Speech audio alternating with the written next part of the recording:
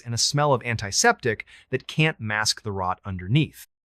I'd taken the job 6 months ago, desperate for work, after a messy divorce, left me with nothing but debt and a car that barely ran. The night shift suited me. I liked the quiet, the way the world felt softer in the dark. But the silent ward, room 317, was different. It was off limits, its door always locked, its charts missing from the system. The other nurses whispered about it, stories of patients who didn't exist, of sounds no one could explain, but I'd never heard anything myself. Until that scream, I checked the monitors, my hands trembling. The third floor was dark, the cameras glitchy, showing only static where room 317 should have been. I radioed security, but Ed, the guard, was out back smoking, his voice crackling through the static. Probably just pipes, Avery. Old place creaks like hell. I wanted to believe him, but pipes don't scream. I grabbed my flashlight and headed to the stairwell, the air growing colder with each step. The hospital smelled of bleach and something sweeter, like overripe fruit, faint but persistent. My sneakers squeaked on the linoleum, the sound too loud in the silence. The third floor was a maze of locked doors and abandoned rooms, the air stale, the walls stained with watermarks that looked like faces if you stared too long. Room 317 was at the end of the hall, its door different from the other steel, not wood, with a keypad instead of a lock. I'd never seen it open, never seen a doctor or nurse go in. I pressed my ear to the door, holding my breath. Nothing. Just the hum of the hospital, the distant drip of a faucet. Then, a faint scratching, like nails on metal, slow and deliberate, coming from inside. I backed away, my flashlight beam shaking, and noticed something new, a small symbol carved into the doorframe, a spiral with jagged edges. Like a wound. It hadn't been there yesterday. I didn't sleep when my shift ended. The scream stayed with me, looping in my head, and that symbol burned behind my eye. I drove to the diner, the only place open at 6 a.m., and asked Margie, the waitress, about the hospital.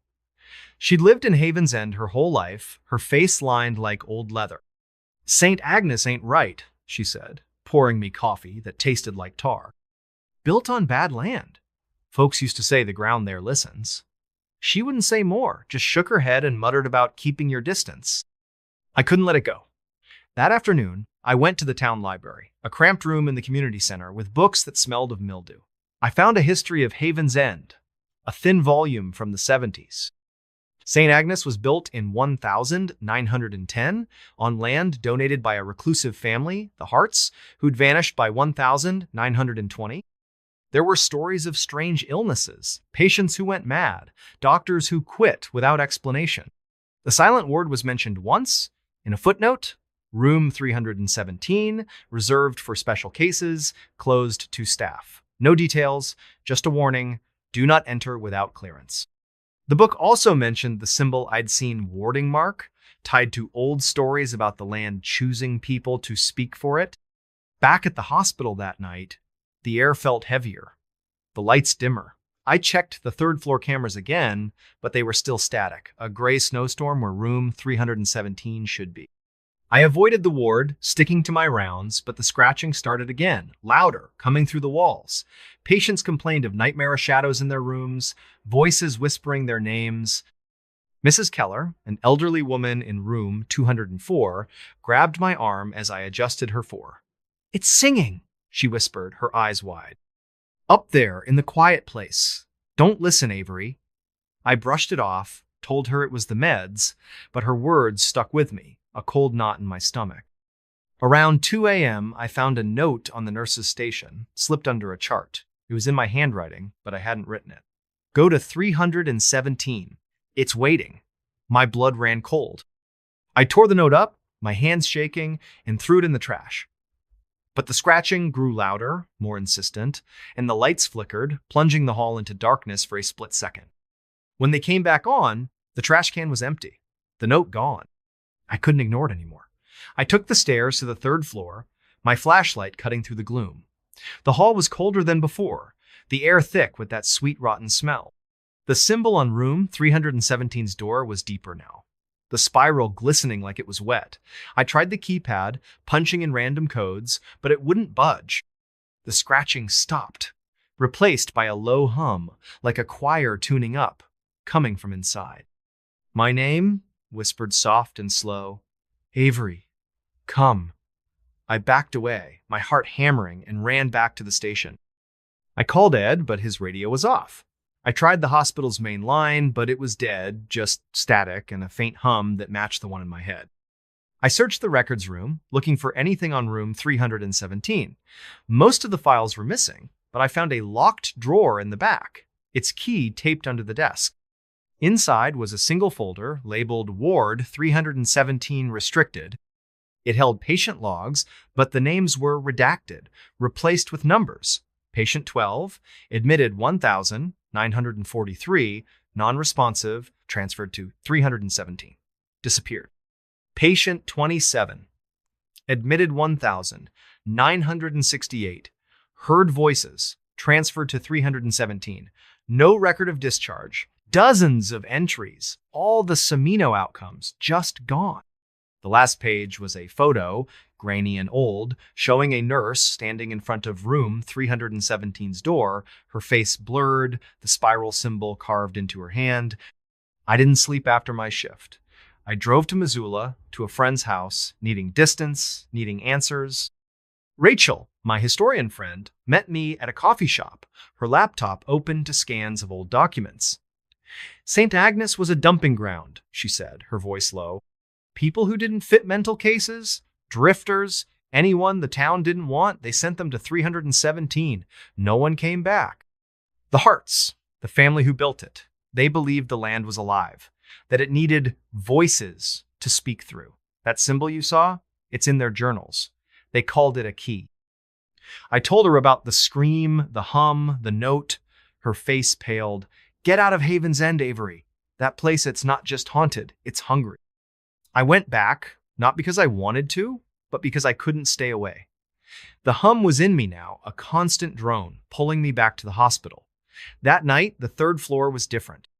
The lights were out, the hall lit only by a faint glow from under room 317's door. The scratching was gone, but the hum was louder, a song without words, weaving through my thoughts. I found another note on the station, in my handwriting again. "Open the door." This time, I didn't tear it up. I walked to room 317, my flashlight trembling, the spiral symbol glowing faintly, like it was alive. The keypad beeped, accepting a code I didn't know, 243, the time I'd heard the scream. The door clicked open, revealing a room that shouldn't exist. It wasn't a hospital room, no bed, no equipment, just a bare concrete floor and walls covered in spirals, hundreds of them pulsing with that same sickly light. In the center was a hole, a jagged pit in the floor, the hum pouring out of it like a living thing. I saw shapes in the dark faces, hands, eyes watching me, their mouths moving, singing my name. I don't know how long I stood there, the hum filling my mind, drowning out everything. I saw myself in the pit, my face among the others, my voice joining the song. A hand touched my shoulder, cold and heavy, and a voice whispered, "You're home." It wasn't human, not anymore, but it knew me, knew everything about me. I screamed, or thought I did, and ran, the door slamming shut behind me. I left Haven's End that morning, my car packed with what little I owned. I'm in Minneapolis now, crashing on Rachel's couch, but the hum follows me. It's quieter, but it's there. In my dreams, in the silence between heartbeats, I find spirals everywhere on my apartment door, in the margins of my notebooks, etched into my skin when I wake up. Last night, I found a chart in my bag, one I didn't write. Patient 84, Avery Cole, admitted to 317, singing, "I don't know what lives in St. Agnes, or what it wants, but it's not done with me." If you're ever in Haven's End, if you hear a scream at 2:43 a.m., don't go to the third floor. Don't open the door. Because once the silent word calls you, it never lets you go. The door at the end of the hall. The knocking woke me at 3:13 a.m. 3 sharp raps, deliberate and slow, coming from the door at the end of the hall in my new apartment in Black Hollow, Vermont. I'm Riley Kane, a graphic designer who'd fled Boston after a burnout left me hollowed out, chasing cheap rent and solitude in a town so small it barely registered on a map. The apartment was a Stila second-floor flat in a sagging Victorian house, its paint peeling like old skin, its windows rattling in the October wind. The landlord, a wiry man named Mr. Harrow, had handed me the keys with a warning, "Don't bother with the door at the end of the hall. It's locked." Always has been. I'd nodded, too tired to care, but that night, the knocking changed everything. The sound wasn't loud, but it was wrong precise, too measured, like someone was testing the door's strength. I lay in bed, my heart thudding, staring at the ceiling where shadows danced in the moonlight. The apartment was quiet otherwise, the kind of quiet that feels alive, pressing against your eardrums. I waited, breath held, for another knock. Nothing. Just the faint creak of the old house settling, or so I told myself. But sleep wouldn't come. The air felt thick, heavy with the smell of dust and something sharper, like wet iron. I got up, my bare feet cold on the hardwood, and crept to the hallway. The hall was narrow, its wallpaper faded to a sickly yellow, curling at the edges. At the far end, maybe 20 feet away, was the door Mr. Harrow had mentioned plain wood, no knob, just a rusted keyhole and a faint crack running down its center. I'd barely noticed it when I moved in, assuming it led to storage or a sealed-off room. Now, it seemed to loom, the shadows around it deeper, almost liquid. I stood there, my phone's flashlight casting a weak beam, and listened. No knocking, no sound, just the hum of my own pulse. But as I turned away, I saw a faint scratch on the doorframe, thin and jagged, like a claw mark. I didn't sleep after that. The next morning, I called Mr. Harrow, my voice shaky as I asked about the door. "Told you, don't bother with it," he snapped, his tone clipped. "Old house, old quirks. Leave it be." He hung up before I could press him. I tried to focus on work, setting up my laptop in the cramped living room, but my eyes kept drifting to the hall. The scratch was still there, deeper than I'd thought, and beside it was another, fresher, like it had been carved while I was on the phone. Black Hollow was a ghost of a town, a cluster of clapboard houses and a general store that doubled as a post office, nestled in a valley where the trees grew too dense and the fog never quite lifted. I went to the store that afternoon, hoping to dig up some local gossip. The clerk, an older woman named Esther, with eyes like chipped flint, gave me a tight smile when I mentioned the apartment. "Harrow's place, huh? You hear anything odd?" she asked, her hands pausing over the register.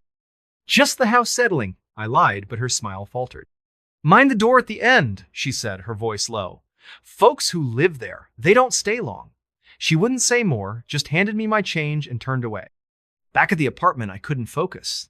The air felt heavier, the iron smell stronger, seeping from the hall. I searched online for anything about the house, but Black Hollow was a Black Holeno records, no history, just a few mentions of a fire in the 1920s that gutted half the town. The house, though, was older, built in 1890 by a family called the Wickers. They'd vanished by 1900, no trace, no explanation. I found a grainy photo on an obscure blog showing the house in its prime, the door at the end of the hall clearly visible, unmarked, its keyhole glinting like an eye. That night, the knocking came again. 3:13 a.m., 3 raps, slow and deliberate. I didn't move, just lay there, my breath shallow, listening. The knock stopped, but then I heard something worsey whisper, soft and garbled like a voice underwater, coming from the other side of the door. "Riley? Open."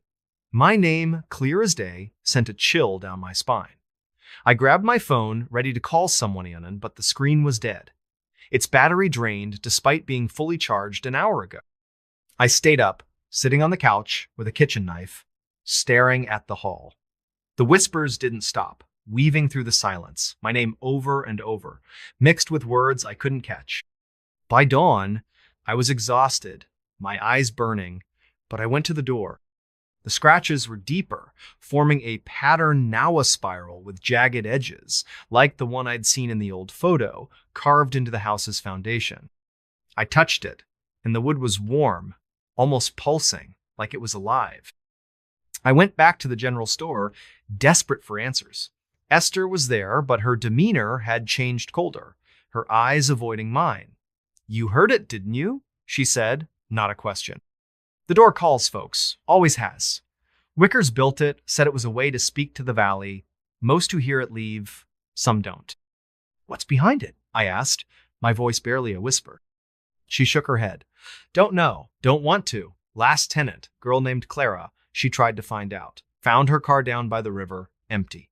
Door was scratched to hell after that. I left, my mind racing. Back at the apartment, I tried to work, but the whispers were louder now, even in daylight, seeping through the walls. I found more scratches in the windows, the floor, even the back of my laptop, all forming that same spiral. I called a friend, Sam, a journalist in Burlington, and sent him photos of the door, the scratches, the house. He called back an hour later, his voice tense. Riley, those symbols, they're old, tied to stories about the valley. The Wickers thought it was a gate, not to a room, but to something else. Get out of there. I wanted to, but the whispers were in my head now, a constant hum pulling me toward the door. That night, the knocking was louder. 5 raps this time, and the whispers were clearer. A chorus of voices, some soft, some angry, all saying my name. I found a crowbar in the basement and pried at the door, desperate to know to make it stop.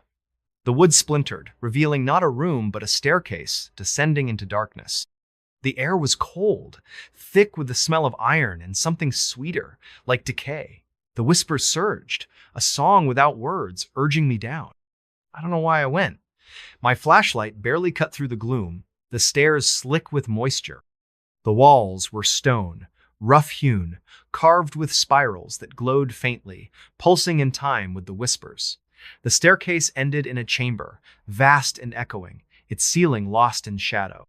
In the center was a door, identical to the one upstairs, but larger, its surface black and smooth, like polished obsidian. The whispers came from it, a cacophony of voices, my name woven into their song. I saw shapes in the dark figures, not human, their forms shifting, their eyes glinting like the keyhole upstairs.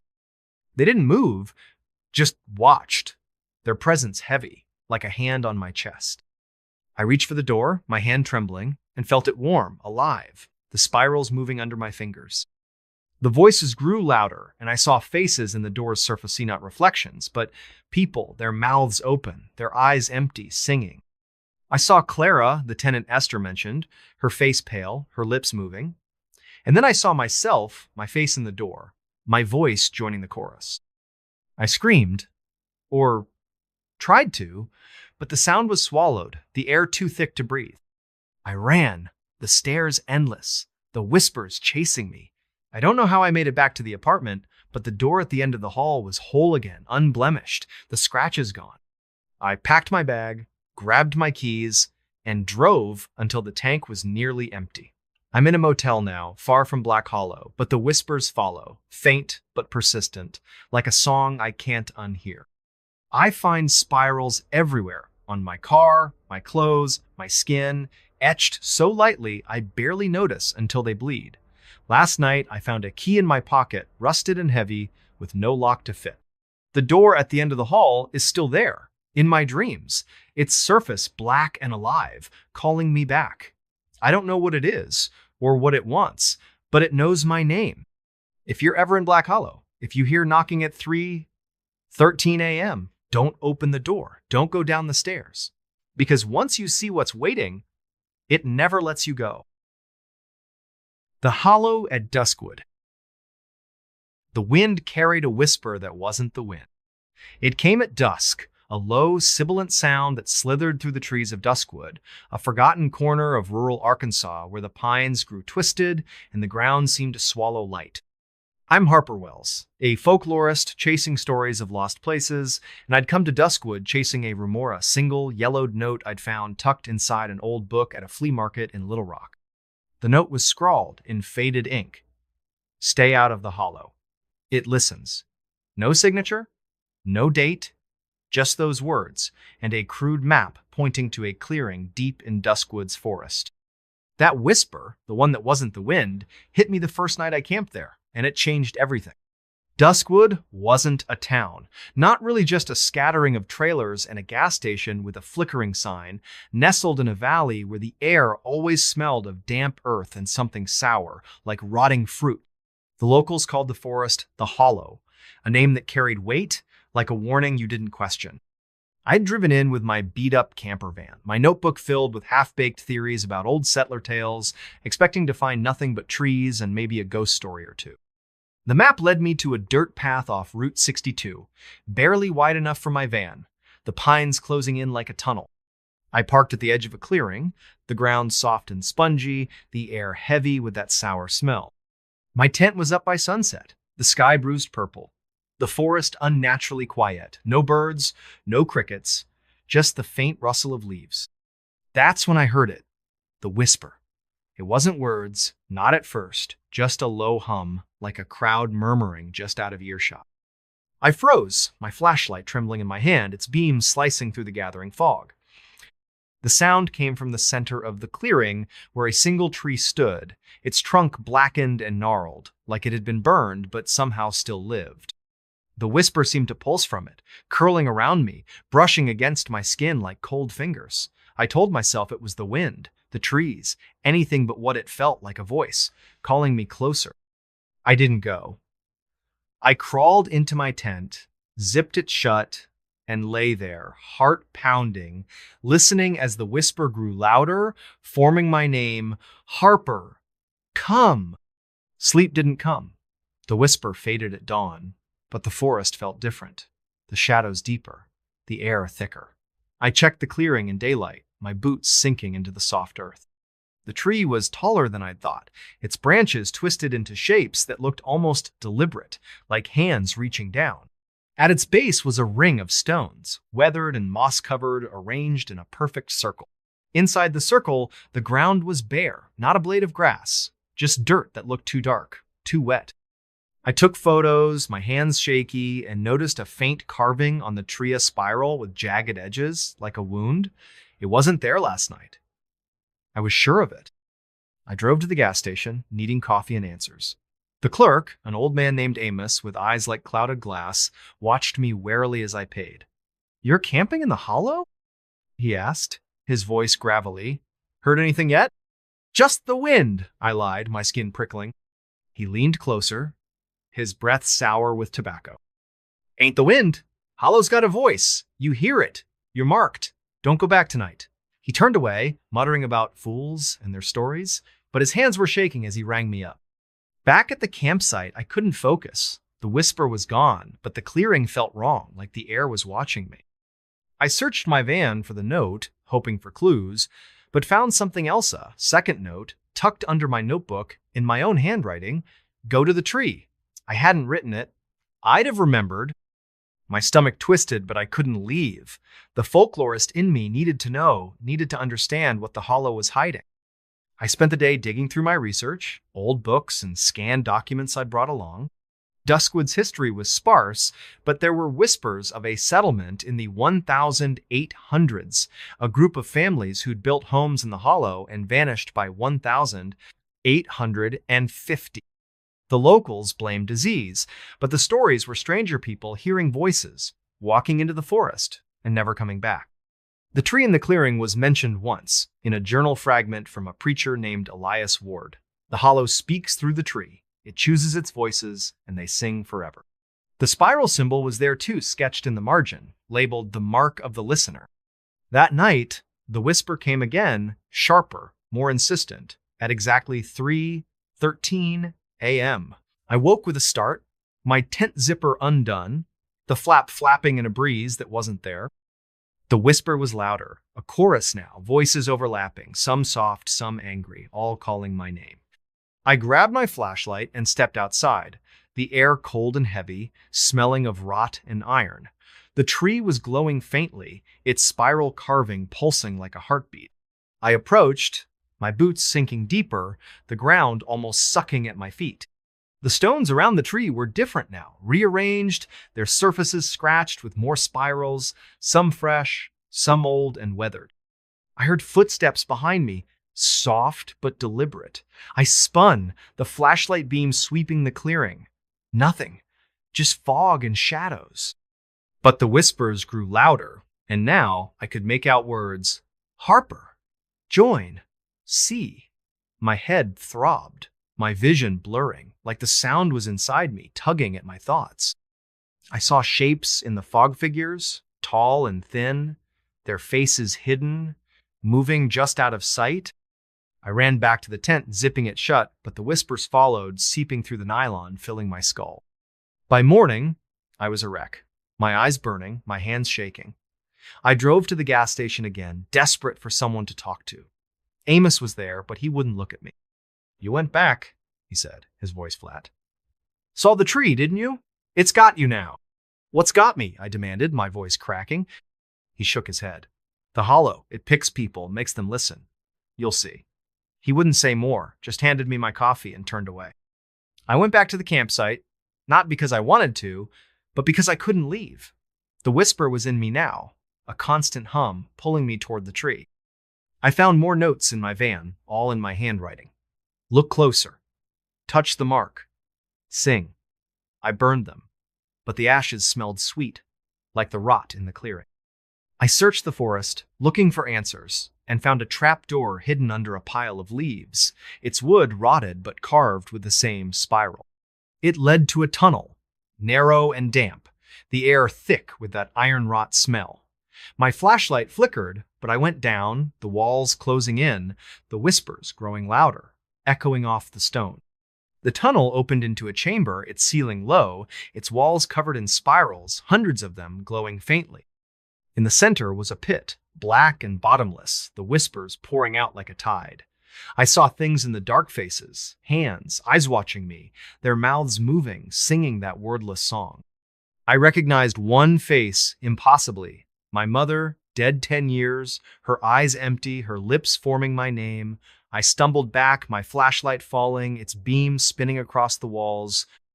The whispers surged, and I felt Ida pull, like the pit was reaching for me, unraveling me.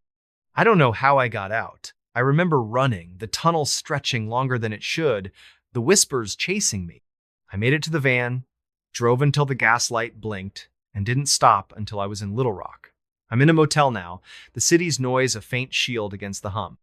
But it's still there. In my head, in my dreams, calling me back to the hollow. I find spirals everywhere on my door, my notebooks, my skin, etched so lightly they bleed before I notice. Last night, I found a stone in my pocket, smooth and cold, carved with that jagged spiral. The tree is waiting. I see it when I close my eyes, its branches reaching, its roots curling through my thoughts. I don't know what the hollow is or what it wants, but it knows me. If you're ever in Duskwood, if you hear a whisper that isn't the wind, don't go to the clearing. Don't touch the tree, because once it chooses you, it never lets go. The Villa at Red Pines. The light flickered at exactly 2:47 a.m. Not a power surge, not a loose bulb, but a single, deliberate pulse that made the shadows in the villa twist like living things. I'm Quinn Adler, a travel writer burned out from city life, chasing solitude in Red Pines, a nowhere town in northern Idaho where the forest swallowed the horizon. I'd rented the villa, sprawling century-old house on the edge of town, because it was cheap and promised quiet. The listing called it historic charm, but didn't mention the light in the upstairs window, the one that flickered every night, or the Polaroid I found under the floorboards my first day there, showing a man standing in that same window, his face blurred with the words "Don't look back" scrawled on the back in red ink. That flicker, that photo-A, was the hook that pulled me into something I still can't explain. Red Pines was barely a town, a gas station, a diner with cracked vinyl booths, and a handful of houses clinging to the edge of a forest so dense it seemed to breathe. The villa stood alone, a mile from the nearest neighbor, its stone walls weathered to a dull gray, its windows dark except for that one upstairs, always glowing faintly, even when the power was off. The air around it smelled of pine and something metallic, like blood left to dry. I'd arrived on a chilly October afternoon, the sky heavy with clouds, the wind carrying a faint hum, like a radio tuned to static. The realtor, a nervous woman named Lila, handed me the keys and muttered, "Don't mess with the upstairs. It's particular." I thought she meant the plumbing. Inside, the villa was a time capsule creaking hardwood floors, faded wallpaper with floral patterns curling at the edges, and furniture that smelled of dust and old secrets. The staircase to the second floor was steep, its banister worn smooth, leading to a locked door at the end of the hall. The key didn't work, and Lila's number went straight to voicemail when I tried to call. I set up in the downstairs bedroom, figuring I'd deal with it later. That night, I woke to the flicker too. 47 a.m., the light in the upstairs window pulsing once, then going dark. I checked the breaker, thinking it was a fault, but everything was fine. That's when I found the Polaroid, slipped under a loose floorboard in the living room, the man's blurred face staring out, his hand pressed against the glass. I didn't sleep after that. The house felt alive, the silence too heavy, broken only by the occasional creak of the walls, like footsteps pacing above me. My skin prickled, my mind replaying the Polaroid's warning, "Don't look back." I tried to work, typing up notes for my next article, but my eyes kept drifting to the staircase, to the locked door I hadn't seen yet. The metallic smell was stronger now, seeping from the walls, mixing with the musty scent of old wood. I told myself it was just the house, just my imagination, but the flicker came again the next night. 2:47 m. And this time, I heard something a whisper, faint and garbled, like a voice trapped in static, coming from upstairs. "Quinn, see?" I went to the diner the next morning, needing coffee and answers. The waitress, an older woman named Dot, with eyes that didn't blink enough, poured me a cup and leaned in when I mentioned the villa. "You're staying at the old Hartwell place?" she said, her voice low. "Heard anything yet?" "Just the wind," I lied, my hands tightening around the mug. She didn't buy it. That house don't like guests. Last folks who stayed there, a couple from Boise, left after a week. Said the lights kept talking.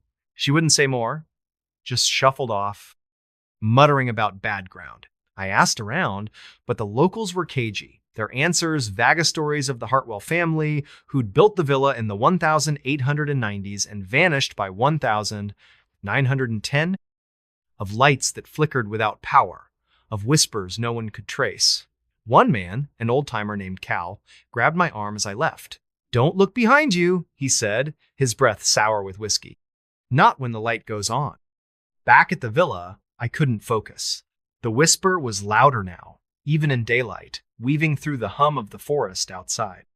I searched the house, looking for clues, and found a trapdoor in the pantry, its hinges rusted, its wood carved with a spiral symbol jagged, like a scar. I pried it open, the air below cold and damp, smelling of iron and decay. My flashlight revealed a narrow staircase, descending into darkness.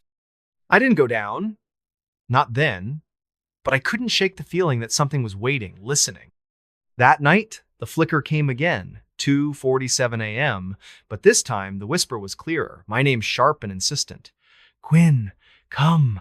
I climbed the stairs, my heart pounding, the key suddenly working in the locked door. The upstairs hall was long, its wallpaper peeling, the air thick with that metallic smell. At the end was a room, its door ajar, the flickering light spilling out.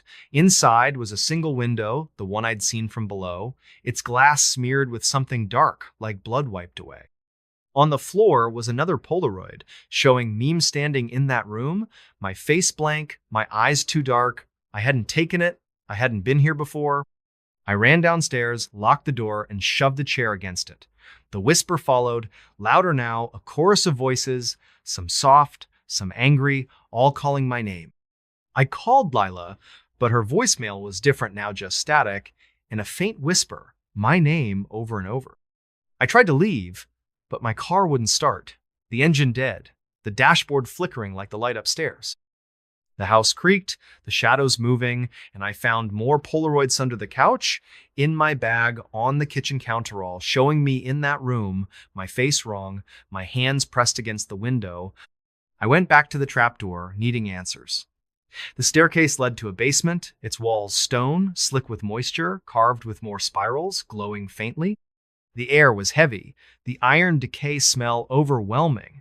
At the far end was a door, black and smooth, like the one upstairs but larger, its surface pulsing with that same sickly light. The whisper came from it. A song now, wordless but alive, pulling me closer. I saw shapes in the dark figures. Not human. Their forms shifting, their eyes glinting like the Polaroid's flash. They didn't move, just watched, their presence heavy, like a hand on my throat.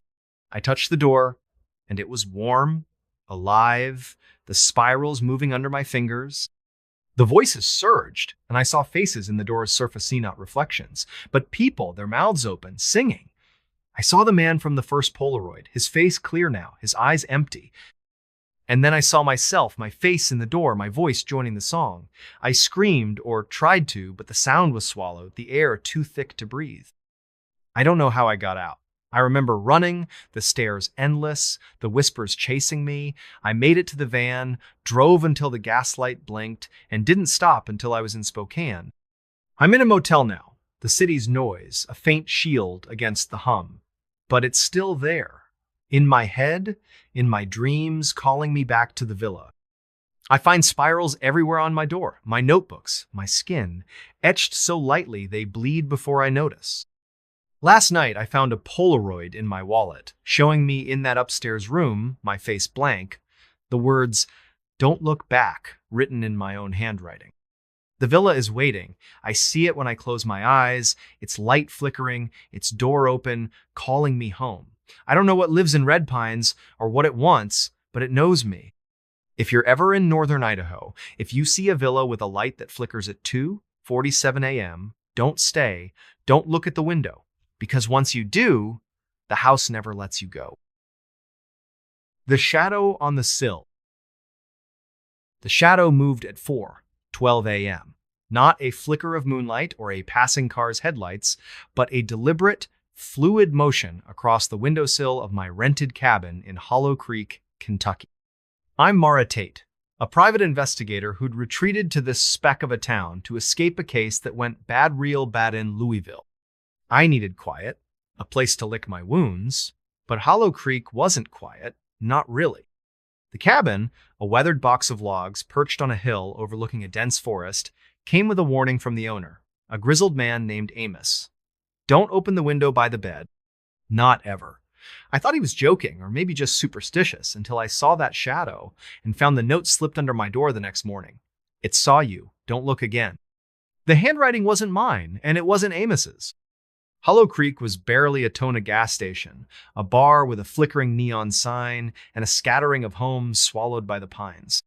The air was heavy with the scent of damp moss and something acrid, like burned metal, that clung to the back of my throat. I'd arrived in late October, the sky a bruised gray, the forest so thick it seemed to pulse with its own rhythm. The cabin was cheap, isolated, perfect for disappearing. It had one bedroom, a sagging couch, and a kitchen that smelled of mildew and old grease. The window by the bed, the one Amos warned about, was small, its glass warped, distorting the trees outside into twisted shapes. I'd covered it with a curtain, but that first night I woke to the shadow-long, thin, moving like ink spilling across the sill, pausing as if it knew I was watching. I didn't sleep after that. My heart hammered, my mind replaying the shadow's movement, too smooth, too alive. The cabin was silent, but the silence felt wrong, like it was waiting. I checked the door. The locks, the windows, everything was secure, but the air was thick, heavy with that burned metal smell. I told myself it was a trick of the light, a branch swaying in the wind, but the note under the door changed everything. It was on yellowed paper, the ink fresh, the words jagged, like they'd been written in a hurry. I called Amos, my hands shaking, but his phone went to voicemail, his message a curt, "Leave a message, I'm out." The next day, I drove to the bar, needing answers. The place was dim, smelling of stale beer and cigarette smoke. The bartender, a woman named Ruth with eyes like chipped ice, poured me a coffee and listened as I described the shadow, the note. "You're at the old Whitaker cabin," she said, not a question. "Folks, don't stay there long. That window, it's got a history." "What kind?" I asked, my voice steadier than I felt. She leaned closer, her voice low. "Whitakers built that place in the 1880s. Said the forest talked to them through the window. Last Whitaker, a girl named Eliza, disappeared in 92. Left a note like yours, said the shadow was watching. Ruth turned away, busying herself with a rag, but I caught the fear in her eyes. I went back to the cabin, the note burning a hole in my pocket. The forest felt closer now, the trees leaning in, their branches scratching the roof like fingers. I searched the cabin, looking for clues, and found a loose floorboard under the bed. Beneath it was a tin box, rusted and heavy, containing a journal pages, yellowed, ink faded, but the handwriting clear. It belonged to Eliza Whitaker, dated 1992. She wrote about the shadow, how it came every night at 4:12 a.m., how it whispered her name, how it moved inside the window, not outside. The last entry was a single line. It's not a shadow, it's me. My stomach twisted. I checked the window, the curtain still in place, but the glass was cold, too cold, like it was pulling heat from the room. That night, the shadow came again. 4:12 a.m., sliding across the sill, slow and deliberate, like it was testing the curtain's edge. The whisper followed, soft and guttural, my name woven into a sound that wasn't words. Mara, look. I didn't. I sat on the couch, my gun in my lap, staring at the curtain, waiting for dawn. But the whisper didn't stop, and by morning, another note was under the door. You looked. It knows. I hadn't looked. I was sure of it. But the note felt like an accusation, heavy in my hand. I drove to the gas station, hoping to find Amos, but the clerk, a kid with nervous eyes, said he'd been gone for days. You're at the Whitaker place? He asked, his voice cracking. Get out. That window? It ain't right. He wouldn't say more, just handed me my change and turned away. Back at the cabin, I couldn't think straight. The whisper was louder now, even in daylight, a hum that vibrated in my bones. I found more notes under my pillow, in my bag, tucked inside the journal all, in that same jagged handwriting, all saying the same thing. Look. I burned them, but the ashes smelled wrong, sweet and metallic, like the forest itself. I searched the cabin again, finding scratches on the walls, the floor, the window frame thin, precise, forming a spiral pattern that matched one in Eliza's journal, labeled The Mark of the Watcher. I called a friend, Lena, a retired cop in Louisville, and sent her photos of the notes, the journal, the scratches. She called back, her voice tight. Mara, that symbol, it's old, tied to stories about the forest. The Whitakers thought it was a door, not to a place, but to something. Get out of there! Now. I wanted to, but the whisper was in my head, a constant pull, urging me to the window. I covered it with a blanket, nailed it shut, but the shadow came anyway. 4:12 a.m. Moving through the blanket, its form sharper now, like a silhouette of me, but wrong too tall, too thin, its head tilted at an impossible angle. I didn't sleep. I sat by the door, gun in hand, listening as the whisper grew into a chorus, voices overlapping, some soft, some screaming, all saying my name. I found another note, this time inside my coat pocket. You're already here. My handwriting, but not mine. I tore it up, my hands shaking, and decided to leave. I packed my bag, grabbed my keys, but the car wouldn't start, the engine dead, the dashboard flickering like the shadow on the sill. Desperate, I pried open the window frame, needing to know. The glass was smooth, but the wood was warm, pulsing, the spiral scratches glowing faintly. The shadow was there, inside the glass, not outside. Its form shifting, my face staring back, but not my face me. Eyes were empty, my mouth open, whispering. I smashed the window, the glass shattering, but the shadow didn't move. It reached out, its fingers brushing the air, and I felt Ida tug, like something pulling at my core, unraveling me. I ran, leaving everything, my bag, my gun, my sanity. The forest was a blur, the trees closing in, their branches snagging my clothes. I made it to the gas station, hitchhiked to Lexington, and didn't stop until I was in a motel. The city's noise, a faint shield against the whisper. But it's still there. In my head, in my dreams, calling me back to the cabin. I find spirals everywhere on my door, my skin, my mirror, etched so lightly they bleed before I notice. Last night, I found a note in my wallet, in my handwriting. Look behind you. I don't look. I can't. But the shadow is there in every reflection, every dark corner, waiting. I see it when I close my eyes. Its form sharper, my face clearer, whispering my name. I don't know what lives in Hollow Creek, or what it wants, but it knows me.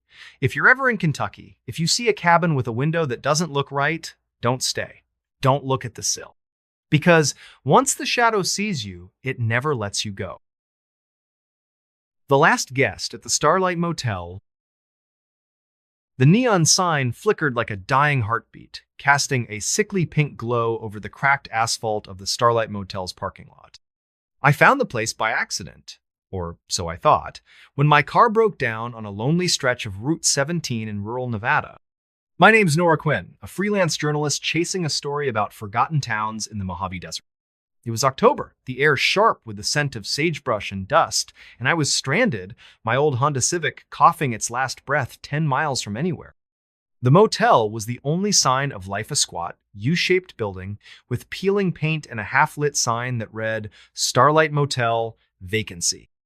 Below it, in smaller letters, someone had scrawled in marker, last room left.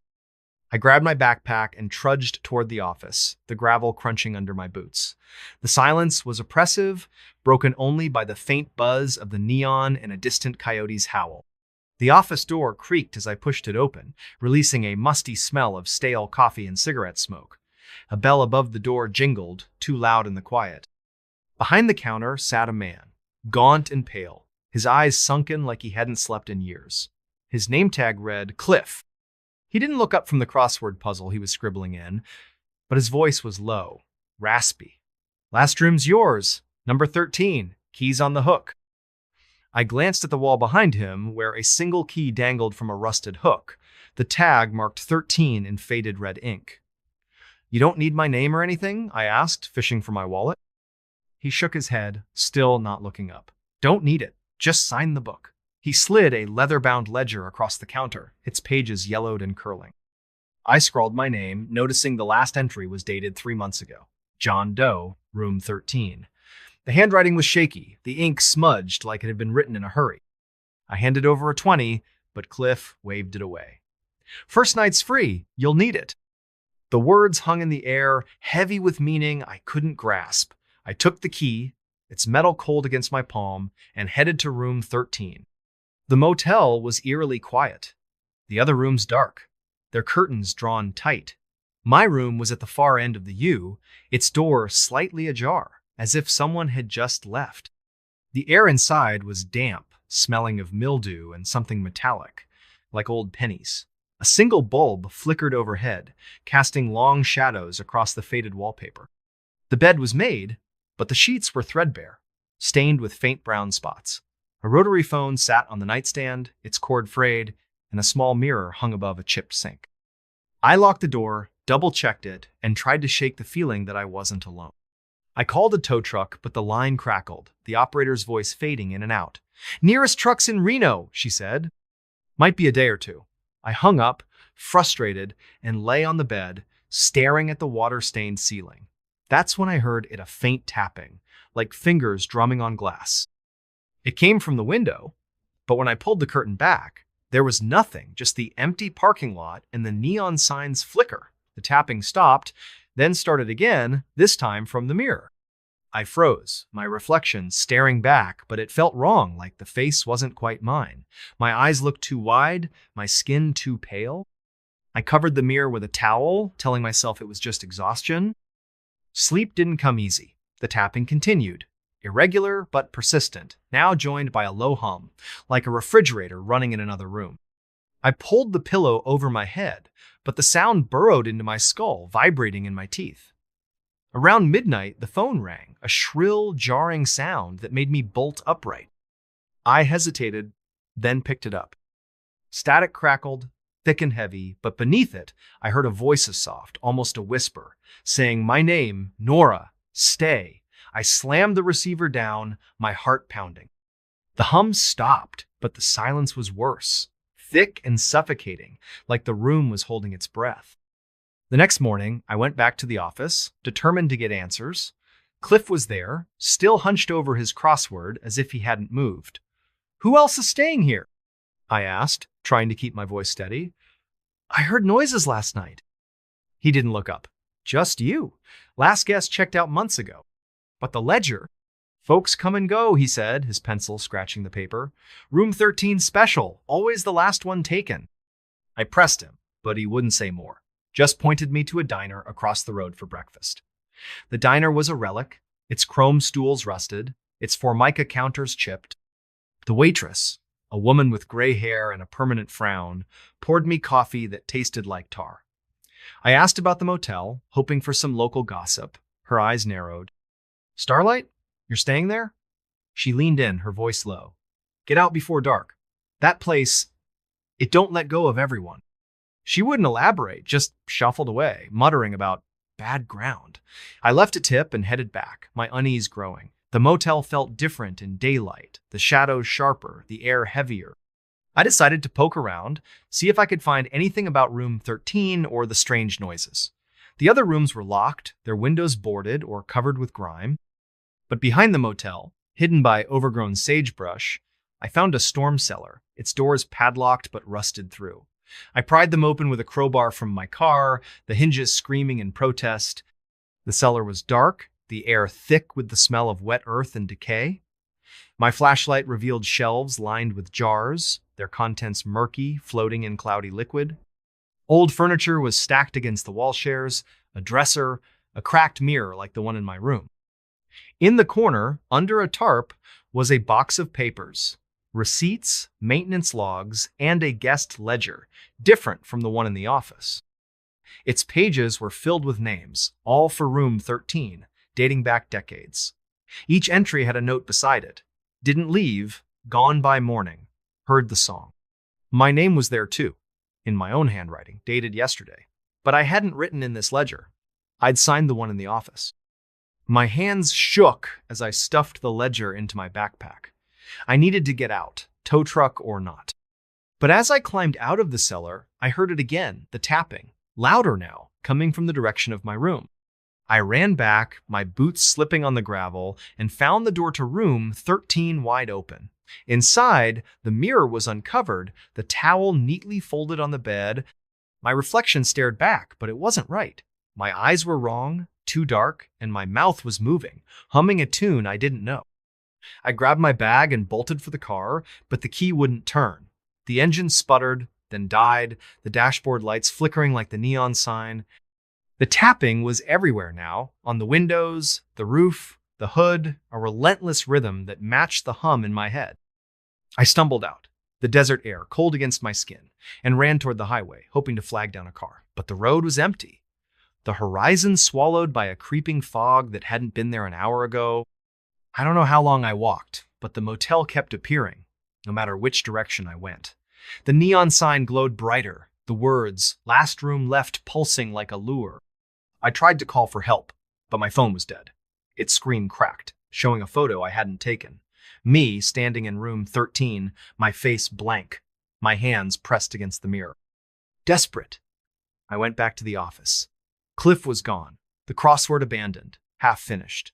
The ledger was open, my name now circled in red ink with a new note, singing. I tore through the office, looking for anything, a phone, a map, a way out. In a drawer, I found a Polaroid, faded but clear. A woman in room 13, her face pale, her eyes empty, standing in front of the mirror. On the back, in the same shaky handwriting as the ledger, "She stayed too long." The hum was louder now, a song without words, pulling me back to room 13. I fought it, my nails digging into my palms, but my feet moved anyway, step by step, until I was standing in the room again. The mirror was waiting, its surface rippling like water. My reflection smiled, but I wasn't smiling. It raised a hand, beckoning, and I felt a tug, not just in my mind, but in my chest, like something was unraveling inside me. I don't know how I broke free. I remember screaming, smashing the mirror with the phone, glass shattering across the floor. The hum stopped, the room silent, but the air was thick, heavy with the scent of blood. I ran, leaving everything, my bag, my car, my sanity. I hitchhiked to Reno, my hands trembling, my mind replaying the song I couldn't shake. I told myself it was over, that I'd escaped. But it's not over. The hum is still there, faint but growing, like a radio signal tuning in. At night, I see the motel in my dreams, the neon sign flickering, the mirror whole again, my reflection waiting. Last week, I found a key in my pocket, rusted and cold, marked 13. I live in a city now, far from the desert, but yesterday, I saw Ita neon sign in an alley, flickering pink, the words, "Last room left," glowing in the dark. I don't sleep anymore. The song is louder, and sometimes I catch myself humming along, my voice, not my own. I don't know what the Starlight Motel is, or what it wants, but it's not done with me. If you're ever on Route 17, if you see a neon sign in the desert, keep driving. Don't stop. Don't take the key, because once you check into room 13, you never check out. The Hollow Choir. The rain came down in sheets, a relentless gray curtain that blurred the world beyond the windshield.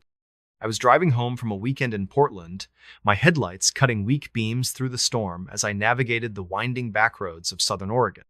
The radio had long since fizzled into static, leaving only the rhythmic thump of wipers and the hiss of tires on wet asphalt.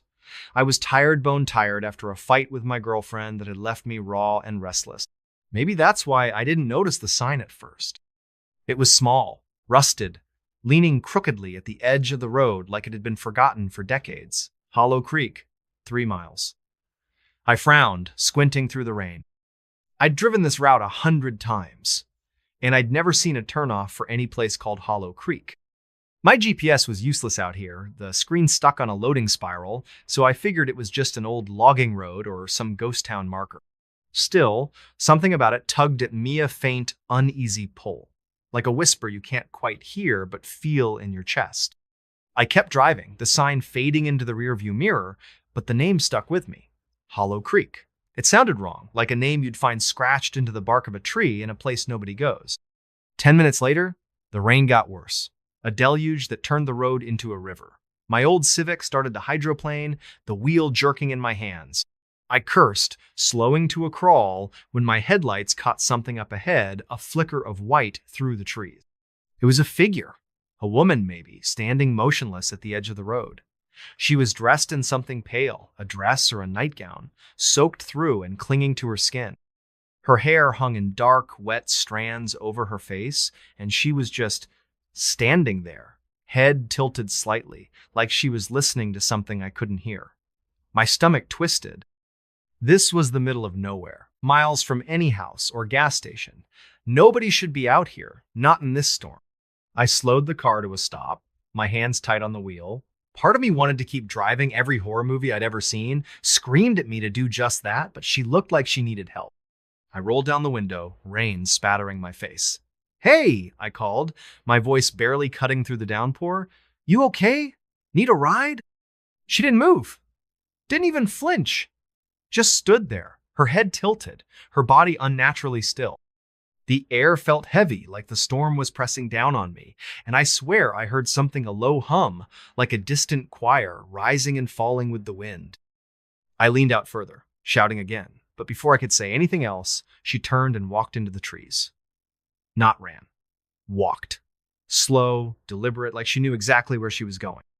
I sat there, heart pounding, staring at the spot where she'd vanished. The hum was gone, replaced by the drumming rain and my own uneven breathing. I told myself it was nothing. A drifter maybe, or someone from a nearby campsite, but the unease lingered, sharp and cold, like a blade against my spine. I glanced at the dashboard clock, 11:47 p.m., and decided I needed to get moving. That's when I saw the sign again. Hollow Creek, 3 miles. My breath caught. It was the same sign, same rusted edges, same faded letters, but I hadn't turned around. I'd been driving straight, no loops, no detours. There was no way it could be here again. I pressed the gas, harder than I meant to, the tires spinning before catching. I didn't care. I just wanted to get out of there, away from that sign, that woman, that hum that still echoed faintly in my skull. But the road didn't cooperate. It twisted, narrowed, the trees closing in until their branches scraped the sides of my car. The headlights flickered, and for a split second, I thought I saw her again, standing in the middle of the road, her pale dress glowing in the dark. I slammed on the brakes, my chest heaving, but there was nothing, just rain and shadows. Then the engine died. The silence was worse than the storm. No hum of the motor, no wipers, just the rain hammering the roof like 1,000 tiny fists. I turned the key, but the car only clicked, dead as a stone. My phone was useless, no signal, no GPS, just a blank screen reflecting my own pale face. I sat there, listening to my heartbeat, trying to think. The sign had said Hollow Creek was 3 miles away. If I could find it, maybe there'd be a gas station, a house, something. I grabbed my jacket, zipped it up, and stepped out into the rain. The cold hit me like a slap, soaking me through in seconds. The road was a muddy ribbon, flanked by dense forest that seemed to swallow the light from my flashlight. I started walking, the beam shaking in my hand, catching glimpses of twisted branches and glistening leaves. Every step felt wrong, like I was trespassing in a place that didn't want me. The air smelled of wet earth and something else, something sharp, like ozone or burnt metal. After what felt like an hour, I saw lights ahead. Not headlights, but a faint, flickering glow, like candles in a window. As I got closer, I realized it was a town or what was left of one. A cluster of buildings, half collapsed, their wooden facades rotting and streaked with moss. A faded sign read, "Welcome to Hollow Creek Est, 1883. The letters were barely legible, eaten away by time and weather. The street was empty, the buildings dark, except for that flickering light coming from what looked like a church at the far end. Its steeple leaned crookedly, like it might topple at any moment, but the windows glowed with a soft amber warmth. I don't know why I went toward it. Maybe it was the cold, or the hope of finding someone who could help. Maybe it was something else, something I couldn't name, pulling me like a hook in my chest. The church door was ajar, creaking softly in the wind. I pushed it open, the hinges groaning, and stepped inside. The air was thick with the smell of damp wood and something sweeter, like rotting fruit. Rows of pews stretched toward a cracked altar, where a dozen candles burned in a haphazard circle. Their flames didn't flicker, didn't waver, just burned steady and bright, casting long shadows that seemed to move on their own. And then I heard it again, the hum, louder now, rising and falling like a choir, singing in a language I couldn't understand. It wasn't coming from the altar or the pews. It was coming from the walls, the floor, the air itself. My skin prickled, every nerve screaming at me to run, but my feet wouldn't move. I was frozen, staring at the shadows, on the wall shadows that weren't mine. They were human-shaped, but wrong. Too tall, too thin, their edges blurry like they were drawn in smudged charcoal. They moved when I didn't, sliding along the walls, circling the room. The hum grew louder, more insistent, and I realized it wasn't a choir. It was voices dozens, maybe hundreds overlapping, whispering, chanting. Words I couldn't make out, but they filled me with a dread so deep it felt like my bones were turning to ice. I backed toward the door, my flashlight shaking in my hand, but the shadows followed, their movements jerky and unnatural. One of them stopped, its head tilting like the woman's had, and I swear I saw eyes white, empty, staring right through me. I turned and ran, the door slamming shut behind me, the hum chasing me into the rain. I don't know how long I ran. The town seemed to stretch forever, the buildings repeating, the street looping back on itself. My lungs burned, my legs ached, but I couldn't stop. The hum was everywhere now, in my head, in my chest, vibrating through my teeth. I stumbled into an alley, hoping to find a way out, but it was a dead end. Just a brick wall, slick with rain and covered in scratches deep. Jagged marks, like something had clawed at it for years. I turned to backtrack, but she was there. The woman in the pale dress. Her hair hung over her face, but I could see her mouth now, stretched into a smile that was too wide, too wrong. Her lips didn't move, but I heard her voisinneau with my ears, but inside my skull. "You heard us," she said, the words sharp and cold. "You came!" I tried to scream, but my throat was tight, my voice gone. She stepped closer, her dress dragging through the mud, and I saw her hands-long, thin fingers, too many of them, curling like spider legs. The hum surged, deafening now, and the shadows were behind her, dozens of them, their shapes twisting and merging into something I couldn't comprehend. I don't remember how I got away. One moment I was in the alley. The next I was back on the road, my car looming out of the rain like a lifeline. The engine started this time, roaring to life, and I floored it, the tires screaming as I sped away from Hollow Creek. The sign was gone when I looked back. No town, no church, just trees and rain and darkness. It's been 3 weeks since that night. I'm back in my apartment, but I haven't slept more than an hour at a time. The hum is still with me. It's faint, like a radio left on in another room, but it's there, always there. Sometimes I wake up and find scratches on my arms, shallow but precise, like someone's trying to write something I can't read. My girlfriend thinks I'm losing it, says I need to see a doctor, but I can't tell her what happened. I can't tell anyone. Last night, I found an old map in a thrift store, tattered and yellowed, dated 1890. I don't know why I bought it, but when I spread it out on my kitchen table, I saw it Hollow Creek, marked in faded ink, right where I'd been that night. I stared at it, my hands shaking, and that's when I noticed the note scrawled in the margin, in handwriting I didn't recognize. They sing to be heard. They sing to be found. I burned the map, threw it in the sink, and watched it curl into ash. But the hum is louder now, and last night I saw her again. Not in a dream, not in a memory. She was standing at the foot of my bed, her head tilted,